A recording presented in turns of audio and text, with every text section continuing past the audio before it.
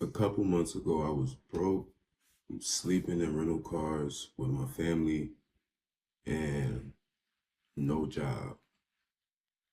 This went on for 2.5, maybe 3 years. I can't really remember. It was a while, but it went on for a long time. Over the last few months, my family found a place to lay their head. I got a car, and I'm getting back into the motion of bringing all my brands back together, like my music and my clothes and this video cast now and my photography. And all this is happening within the last 3, 4 months, 5 months, something like that. Here's how I did it. So, first of all, my name is Daryl Harvin, or King Grovey, for those who know me from my music. Um, I'm 27. I'm from Neptune, New Jersey, and I'm the CEO and founder of the Crooked Crown Collective, which is basically a movement that's built upon resilience and self-empowerment and turning all your failures into success. So this channel is me showcasing my stories and in the future other people's stories and how we did just that, transformed our failures into success. Being as though this is my first couple videos, it's very vital that I start with sharing my story with y'all. This isn't a quick tips, 10 tips to anything like that. This is like real valuable information that you can take with you out of this video and implement right now and have a meaningful impact on your life. Like, I spend hours and hours and hours researching YouTube. Like, I tell people faithfully that I am a graduate of, or I'm currently attending, actually, because it's a lifelong scholarship, you feel me, of YouTube University. I learned so much. All the information is good, but what a lot of people don't touch on is how important it is to be mentally prepared for the journey that you need to take.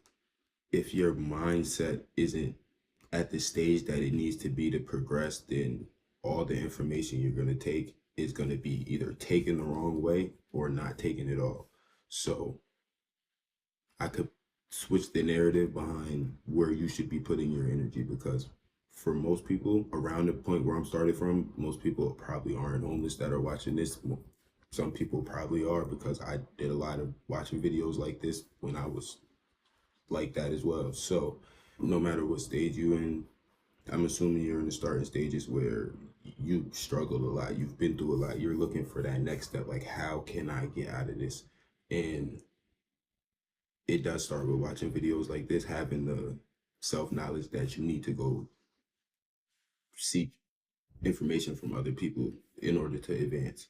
But you need to really hone in on what you're doing it for, like why you're doing it, like deeper than, oh, it's for my family, or it's for, I don't know, I want to be successful. Like, these are all like vague general answers. Like, what's why?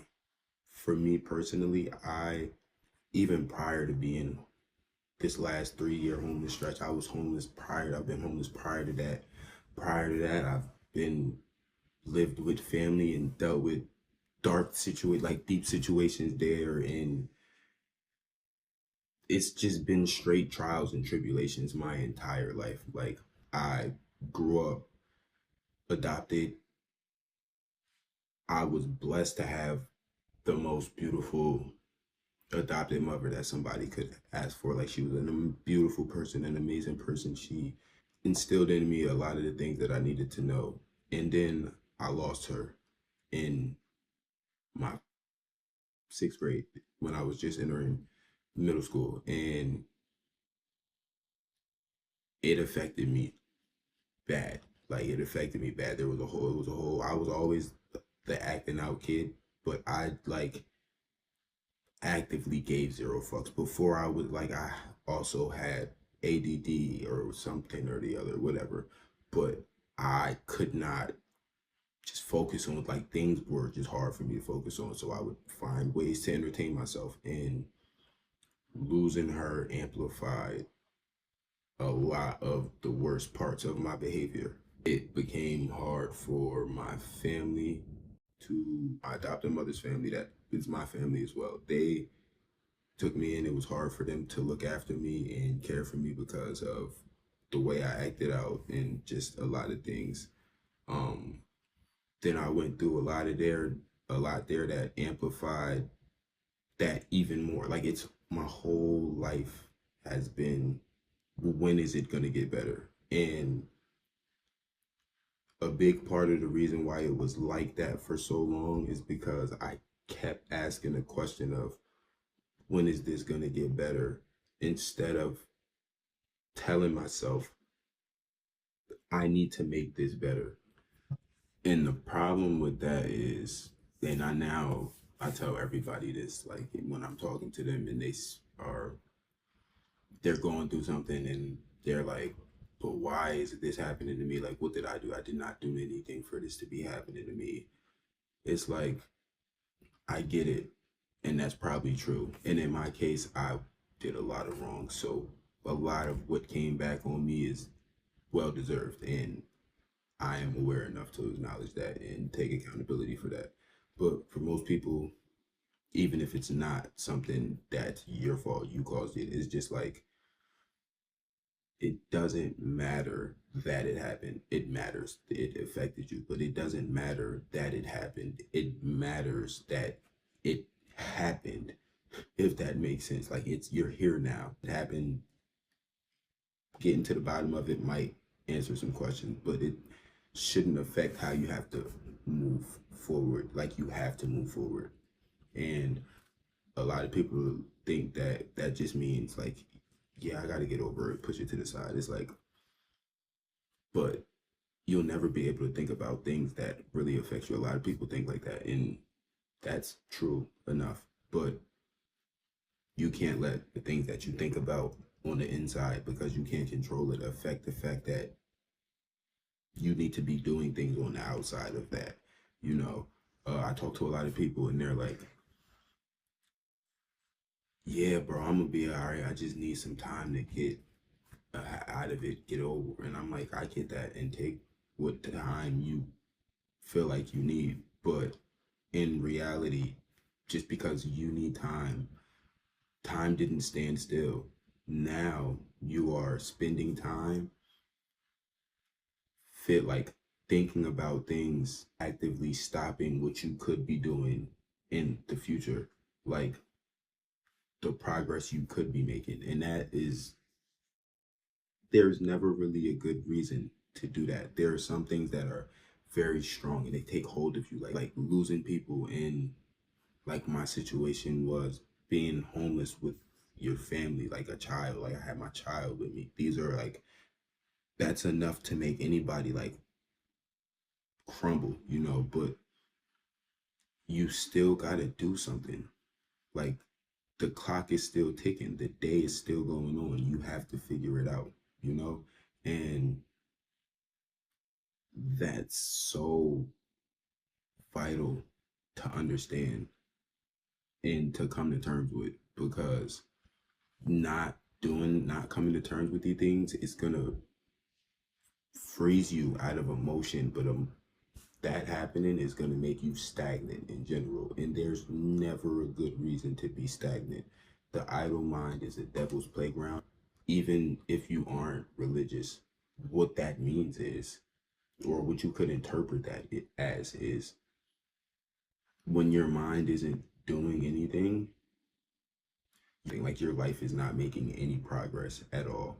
And for a lot of us, and I mean most of us really, progress is the way of, like, that's the way humans are made to progress, you know. So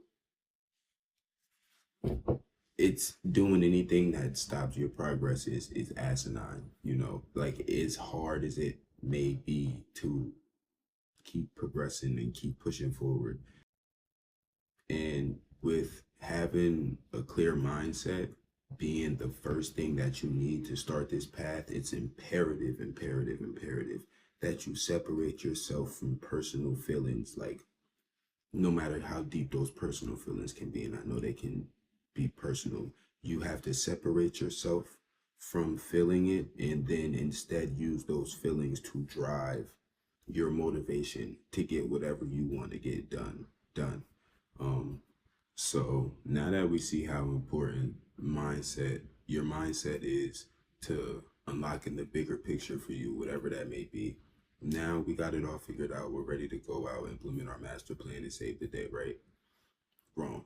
Um, as I said in the beginning of the video, mindset is the start. You have to start with changing your mindset, but it absolutely is not the end goal. There's a lot of footwork that goes into one, changing your mindset, and then two, using your changed mindset to unlock opportunities and to um just put yourself in position to do better things. So if you watch this video below, I'll explain to you some of the things that how I used my change mindset to unlock some of the doors that I unlocked to finally get my first car and be able to help my family with their living situation and be able to help myself, and build my brand, start up all my brands or get all my brands back going and start the new ones that I did start like this. Because at the end of the day, it's really not about how we start our journey. It's about where we end up